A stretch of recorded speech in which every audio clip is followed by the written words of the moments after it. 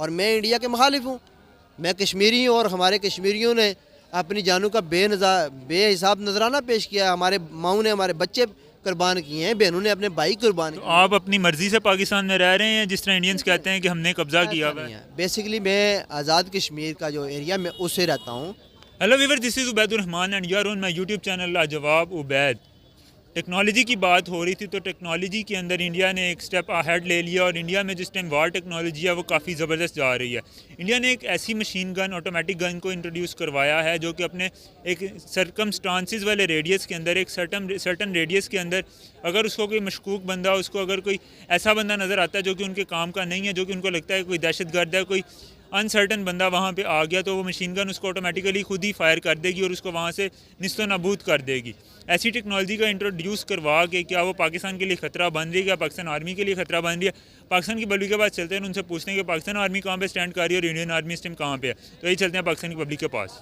अस्सलाम वालेकुम। वालेकुम अस्सलाम। सर क्या नाम है आपका? मेरा नाम मोहम्मद अली मलिक। मोहम्मद साहब, मुझे ये बताएं क्या करते हैं? मैं इलेक्ट्रिकल इंजीनियर हूँ, जापान होता हूँ, आजकल पाकिस्तान आया हूँ। आप जापान में इलेक्ट्रिकल इंजीनियरिंग करते हैं? नहीं, मैंने इलेक्ट्रिकल इंजीनियरिंग पाकिस्तान से किया, जापान में जॉब करता हूँ, आजकल पाकिस्तान आया हूँ। आपकी एम्प्लॉयमेंट जो है वो जापान के अंदर है। ज़बरदस्त हो गया, आपसे बात करने का मज़ा आएगा। आज का मेरा टॉपिक ऑफ द डे ये है कि इंडिया ने एक ऐसी जो है वो ऑटोमेटिक गन इंट्रोड्यूस करवाई है कि अगर वो अपने किसी भी बॉर्डर पे लगाता है या वो कहीं पे भी लगाता है, उस रेडियस के अंदर जो बंदा आएगा वो उसको उसी वक्त, मशकूक बंदा जो आएगा वो उसी वक्त उसको फायर कर देगी।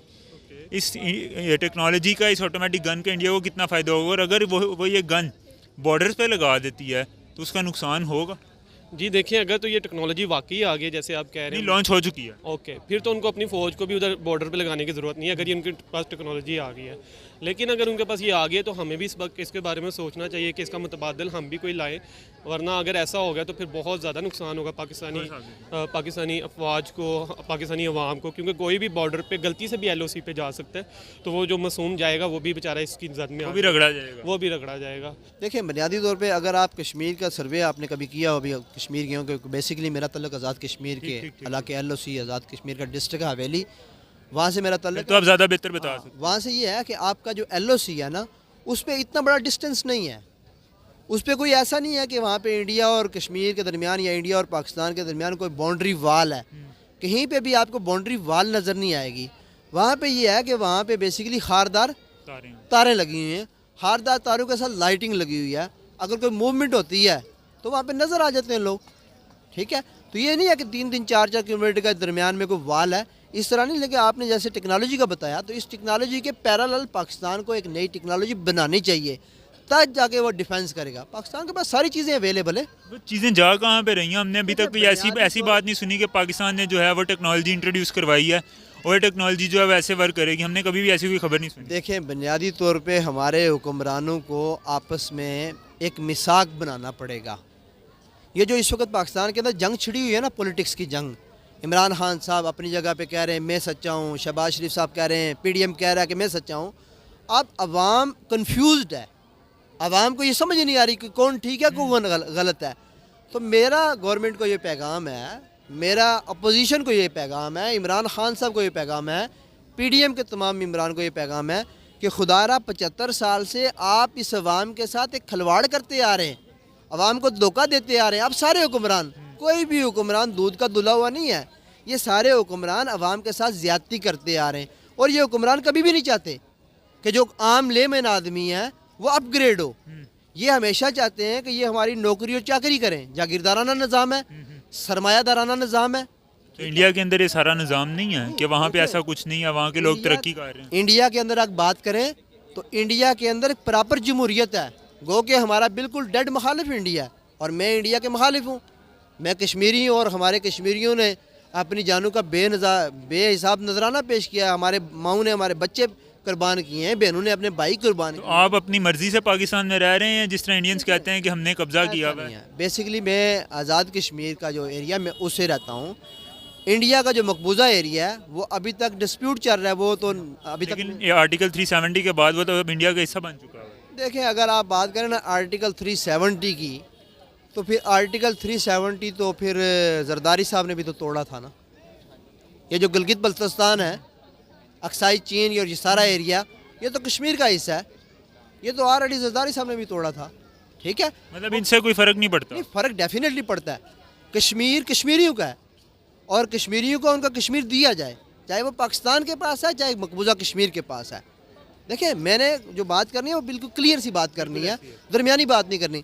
जहाँ तक हुक्मरानों की बात है, जब तक ये हुक्मरान एक प्लेटफॉर्म पे नहीं आएंगे, हर आदमी अपनी कुर्सी के चक्कर में है ना। किसी बंदे को, किसी भी बड़े आदमी को, किसी भी हुक्मरान को आवाम की कोई ज़रूरत नहीं है। अगर आप एजुकेटेड पर्सन की बात करें, ताहिरुल काजी साहब की बात करें, तो वो तो ये कहते हैं कि जितने भी डिपार्टमेंट हैं उन सब डिपार्टमेंट के जो मिनिस्टर हजरात हैं वो अपने अपने सब्जेक्ट में PhD होनी चाहिए।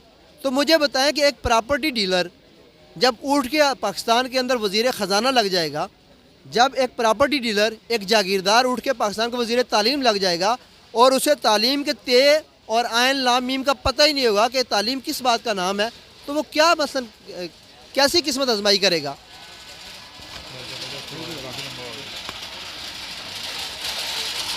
देगी ये टेक्नोलॉजी अगर वो किसी पाकिस्तान के बॉर्डर पे लगाते हैं और वो इसको जंग की सूरत हाल में इस्तेमाल करते हैं, तो पाकिस्तान आर्मी और इंडियन आर्मी आपको इसका कंपैरिजन करके बताएं कि वो फिर कैसे वहाँ पे हालात बनेंगे। पहली बात तो ये है कि उन्होंने अगर कर ली है तो बहुत अच्छी बात है, खुशी की बात है।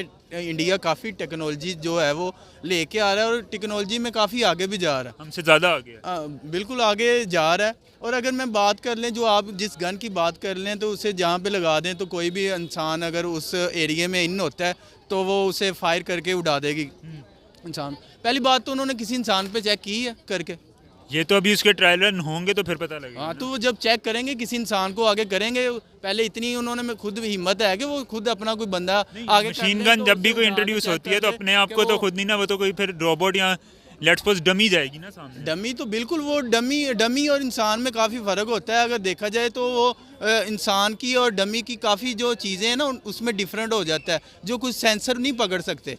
जैसे मेरा थंब और आपका थंब जो है वो नहीं चलेगा, डिफरेंट होगा। ऐसे हम डमी का थंब तो नहीं लगा सकते या लोकल थंब अपने मोबाइल पे नहीं लगा। जो मैं बात कर रहा हूँ, मैं बात यहाँ पे ये कर रहा हूँ कि अगर वो ये गन पाकिस्तान के बॉर्डर पे लगाते हैं, पाकिस्तान के बॉर्डर पे भी लगाएंगे तो पाकिस्तान की एक हदूद वो नाफिज करेंगे ना, उधर कोई इन होगा तो फिर ही वो अगर चलेगी।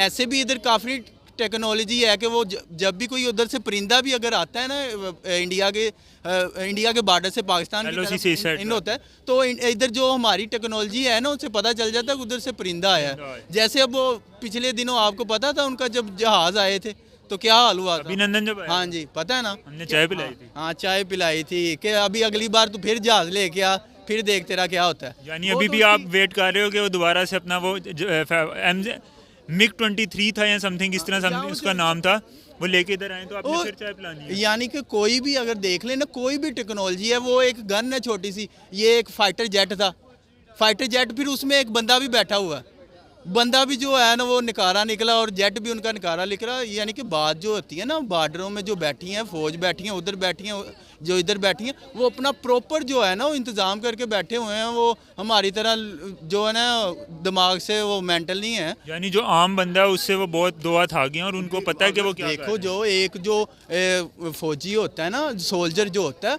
उसकी आपको पता है कि इतनी जो सख्त ट्रेनिंग होती है और माइंड हर टाइम जो होता है ना वो एक तरफ लगाना पड़ता है, पूरा उनका माइंड फ्रेश करते हैं ये। तो इस बात से अगर आपकी बात कर दें, वो आप जो कह रहे हैं कि उन्हें लगा देते हैं, वो बॉर्डर पे लगा देते हैं, तो अपनी तरफ वो जो कुछ मर्जी लगाएं, उससे कोई फ़र्क नहीं पड़ता, किसी भी कंट्री को नहीं पड़ता। वो चाहे चाइना है, पाकिस्तान है, कोई भी है, चाहे वो। हम कब ऐसी कोई टेक्नोलॉजी इंट्रोड्यूस करवा, इंशाल्लाह पाकिस्तान में भी कभी ना कभी तो आएगी ना। तो कभी ना कभी जब आएगी, और इंडिया ने तो अभी करवा दी है। अभी देखो वो अपनी जो है वो टेक्नोलॉजी काफ़ी कर रहा है, अच्छी बात है, करनी भी चाहिए। क्योंकि हम कब करवाएंगे भाई? इंशाल्लाह जल्दी आएगी, आपको बता देंगे जब आएगी। पाकिस्तान की बात करें, पाकिस्तान के LOC की बात करें, तो आपको लगता है कि पाकिस्तान ने भी इस तरह की कोई टेक्नोलॉजी इंट्रोड्यूस करवाई होगी कि बॉर्डर पे अगर कोई इस तरह की मतलब मासूम जाने अगर कोई आती हैं, हमारे सोल्जर नहीं जाते या इंडिया के सोल्जर्स नहीं जाते, वो इस तरह अगर गलती से LOC क्रॉस कर देते हैं, हमें आए दिन सुनते रहते हैं, वहाँ पे अगर इस तरह की हरकत हो जाती है तो उसको वो बंदा ना फुड़काए। अलबत्ता जब कोई सोल्जर आए तो वहाँ पे उसको कोई ऐसी हरकत हो। देखिए, पहली बात है पाकिस्तान में किसी किस्म का मतलब टैलेंट की कमी नहीं है। हमें अगर हमें पता है कि उन्होंने इस तरह की टेक्नोलॉजी बना ली है तो हमें भी इसका मतबादल बनाना चाहिए, क्योंकि हम अपने टैक्स का 70% जो है इसी चीज़ के लिए अवाम जो है वो अफवाज को देती है, वो अपनी टेक्नोलॉजी। पाकिस्तान के टैक्स का 70% डिफेंस में जाता है। डिफेंस में जाता है, इसका सबको ही पता है। 30% ही हमारी रोड्स वगैरह पे और हमारी तालीम पे, इन चीज़ों पे लगता है। मतलब हम तालीम पे कम लगा रहे हैं, डिफेंस पे ज़्यादा बहुत कम लगा रहे हैं। बांग्लादेश जो है हमसे 10 टाइम ज़्यादा लगा रहा है तालीम पे, और हम जो है वो कुछ भी नहीं लगा रहे उसके मुकाबले में। ये फिगर तो मुझे नहीं एग्जैक्टली पता, लेकिन हम लोग, आपको भी पता, 70% हम अफवाज पाकिस्तान को दे रहे हैं। तो अगर हम दे रहे हैं तो हम भी ये उनसे डिमांड करते हैं कि इस तरह की टेक्नोलॉजी लाएँ जो कि उसका मतबादल हो। तो जिस तरह अभी ये मैंने आपको ख़बर बताई है, अगर हम इसी खबर को नज़र में रखें तो पाकिस्तान आर्मी और अगर इंडियन आर्मी की हम आपस में कंपैरिजन करें तो आपको क्या लगता है कौन सी आर्मी इस टाइम ज़्यादा स्ट्रॉन्ग लग रही है? देखें, पाकिस्तानी आर्मी का तो इंडियन आर्मी से कोई भी मुकाबला नहीं, क्योंकि जैसे आपने देखा अभिनंदन और ये वो, बाकी टेक्नोलॉजी वाइज अगर आप देखें तो वो टू बी ऑनेस्ट इंडिया हमसे बहुत आगे है, क्योंकि वो अपनी जो है वो अमेरिका के साथ उसके ताल्लुकात बहुत अच्छे हैं और उनमें जमहूरियत है। आर्मी अपना काम कर रही है, जमहूरी जो उनके पॉलिटिशियंस हैं वो अपना काम, मुरीदार है अपना काम जी जी जमहूरीदार, और इसलिए उनका सिस्टम बहुत अच्छे तरीके से चल रहा है। हमारा भी 1947 से यही सुना जाता था कि जी जमहूरियत को लाएंगे, लेकिन ऐसा नहीं हुआ। हर दफ़ा कभी मार्शल लॉ लग गया, कभी कोई जनरल आ गया, कभी मतलब आपको भी पता है एस्टेब्लिशमेंट क्या करवा रही है। अगर तो प्रॉपर तौर पर जमहूरियत आ जाए तो मेरे ख्याल से ये मसले मसाइल आए ही ना, मसले मसाइल आएंगे ही नहीं। अगर हम इसी तनाजुर में बात करते चलें तो इंडिया और पाकिस्तान दोनों मुल्क जो हैं वो आपस में इस तरह डिफेंस बजट पे बहुत ज़्यादा पैसा लगाते हैं। पाकिस्तान भी बहुत ज़्यादा पैसा लगाता है और इंडिया भी अपनी तरफ से जितना उनका बजट है उसमें बहुत ज़्यादा पैसा लगाते हैं। 70% आपने बताया कि पाकिस्तान लगा रहे हैं, तो इंडिया भी अराउंड 30-40% अपने डिफेंस पे लगा रहा होगा।